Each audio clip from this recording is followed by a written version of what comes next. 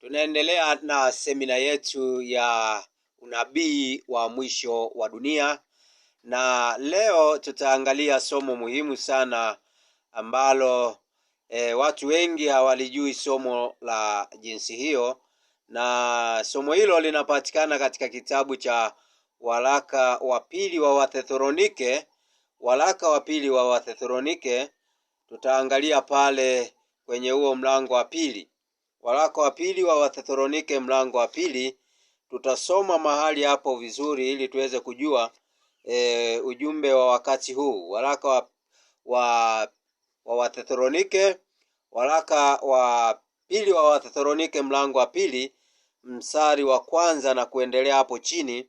Roho wa Mungu anasema hivi: basi ndugu, tunawasihini kwa habari ya kuja kwake Bwana wetu Yesu Kristo na kukusanyika kwenu mbele zake, kwamba msisitushwe upesi hata kuiacha nia yenu, wala msisitushwe kwa roho, wala kwa neno, wala kwa waraka unaodhaniwa kuwa ni wetu, kana kwamba siku ya Bwana imekwisha kuwapo.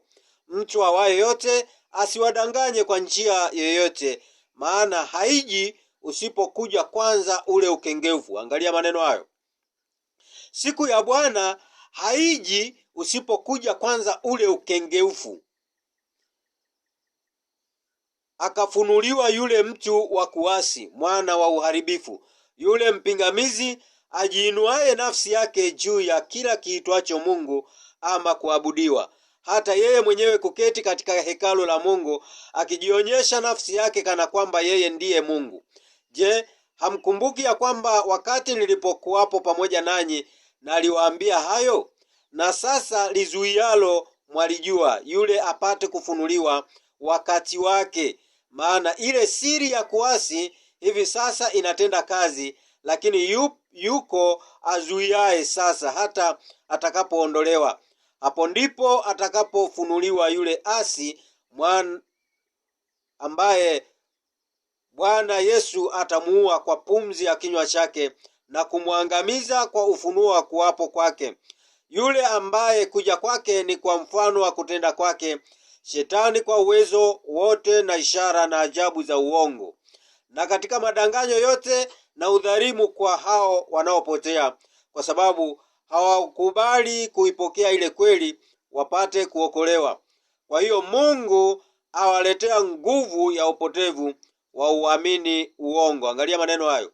Mungu awaletea nguvu ya upotevu wa uamini uongo. Kumbe Mungu ndiye aliyeachilia nguvu ya upotevu, kwa sababu hawakuweza kuamini ile injili ya mitume wa Yesu Kristo na kanisa lile la kwanza, kama jinsi tulivyoona katika lile somo la mwisho kwamba kanisa likawa vuguvugu, ujumbe ukawa umefungwa, kitabu kikawa kimefungwa. Sasa anakuja huyu mjumbe wa agano kufungua, na anapofungua sasa anaanza kumfunua asi, na tunaona kabisa kwamba siri ile ya kuasi ilianza kipindi kile cha kanisa la kwanza, na silo tu ndo siri ile iliyoua kanisa la Yesu Kristo. Huyo asi ndio aliyeua kanisa la Yesu Kristo, kama jinsi tulivyoona kwamba watu walichukiwa wakauawa. Unaweza kuona. Kwa hiyo hapa Mungu anasema Mungu aliachilia nguvu ya upotevu, na huyu mtu wa kuasi amesimama katika kila kiitwacho Mungu ama kuabudiwa, na yeye mwenyewe kuketi katika hekalu la Mungu na kujionyesha nafsi yake kana kwamba yeye ndiye Mungu. Unaweza kuona. Kwa hiyo asi amesimama katika hekalu la Mungu, na tunajua kabisa kwamba hekalu la Mungu ni moyo wa mtu, ni mwili wa mtu. Kwa hiyo hekalu la Mungu, Shetani amekwisha kusimama, huyu asi amekwisha kusimama. Unaweza kuona. Kwa hiyo siku ya Bwana haisingekuja mpaka kwanza ukengeufu uonekane. Unaweza kuona kama jinsi ambavyo leo tunaona watu wengi wanasema siku ya Bwana ni siku ya Jumamosi, siku ya Bwana ni siku ya Jumapili, siku ya Bwana ni siku gani ya juma. Hiyo sio siku ya Bwana.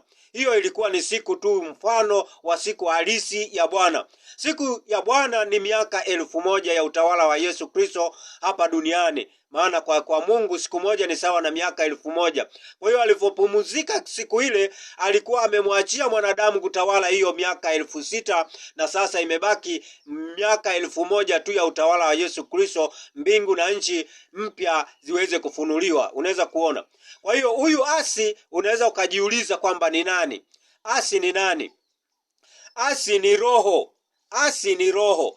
Roho yule atendaye kazi katika wana wa kuasi, huyo ndo anaitwa asi. Asi ni roho. Ukiangalia kitabu cha Waefeso hapo, kitabu cha Waefeso 2, tutaona jinsi ambavyo anatueleza huyu asi.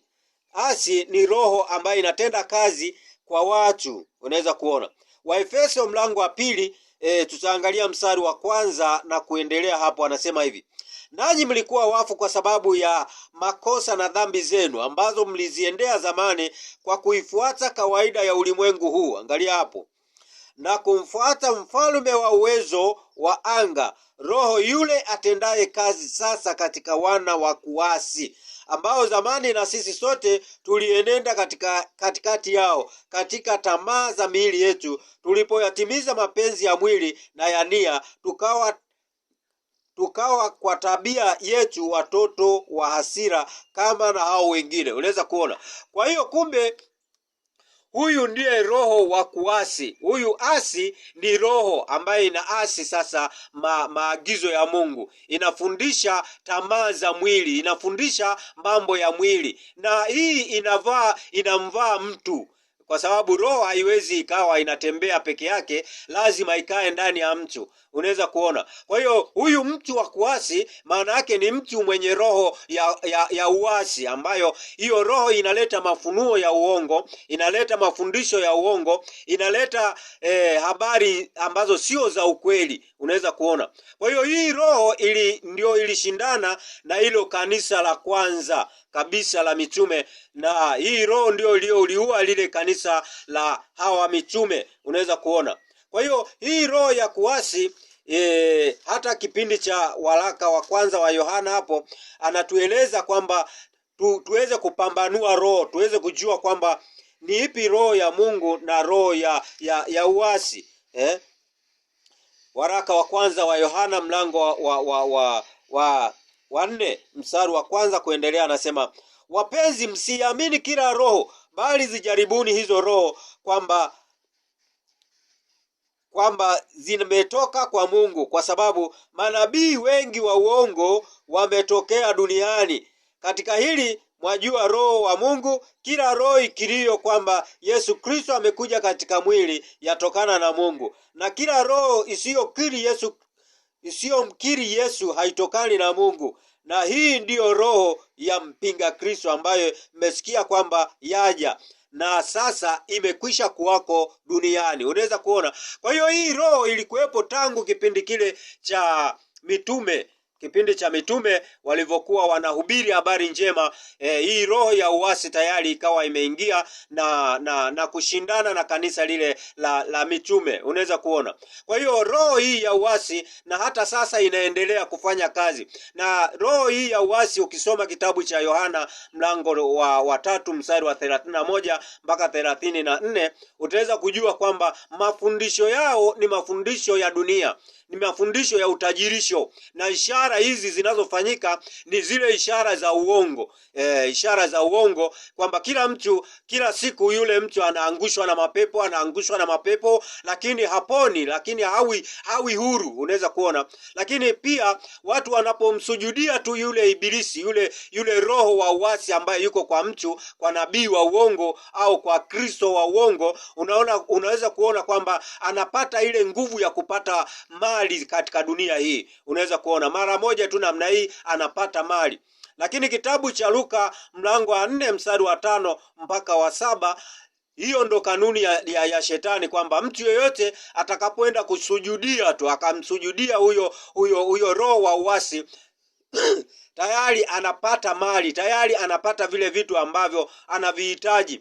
Na hii roho ya uasi ina sauti, inaongea, inaleta mafunuo, inaleta mafundisho, inaleta maelekezo. Kwa hiyo ni roho ya uasi ambayo ilitawala pale ambapo walivoliua lile kanisa la Mungu na kitabu kikafungwa. Kilivyokuwa kimefungwa namna hii, ndio ikaingia hii roho ya mpinga Kristo ambayo inapingana na Kristo, inaleta mafundisho ya uongo. Tutaweza kuona vizuri yale mafundisho ya uongo tunapoendelea na semina yetu hii. Kwa hiyo hii roho ya uasi sasa imeshaingia, imetenda kazi, na sasa watu wako katika hii roho ya uasi. Na hii ndio roho ambayo imegawanya watu makundi. Watu imeweka makundi, mafungu. Ni kama jinsi ambavyo tuliona kwamba pale Yesu Kristo alivyosema kwamba mpanzi alitoka kwenda kupanda mbegu njema, watu walipolala. Maana yake nini? Mitume walipokufa, walivolala, tayari akaja adui akapanda magugu. Hayo